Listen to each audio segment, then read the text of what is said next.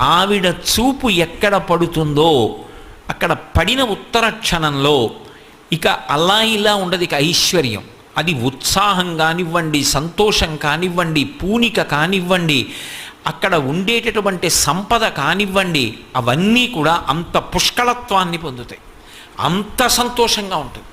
అందుకే ఆవిడ చూపులలోంచే అంతటి అనుగ్రహ ప్రసరణం చేసింది. అందుకే ఐశ్వర్యం ఎక్కడి నుంచి ఇస్తుంది అంటే ఆమె యొక్క చేతిలోంచి ఇస్తుంది అని చెప్పడం సాధ్యం కాదు.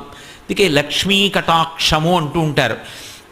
ఆవిడ చూపు పడితే చాలు, ఒక్కసారి అలా ప్రసన్నంగా చూసిందా, ఇక అక్కడ ఎంత ఐశ్వర్యం ఏర్పడుతుంది అనేటటువంటి దాని గురించి చెప్పడం ఎవరికీ సాధ్యం కాదు. అయితే మీరు ఒక్క విషయం జ్ఞాపకం పెట్టుకోవాలి, నేను ఐశ్వర్యము ఐశ్వర్యము ఐశ్వర్యము అన్న మాట వాడుతున్నప్పుడు కేవలము నేను సంపద గురించి మాట్లాడుతున్న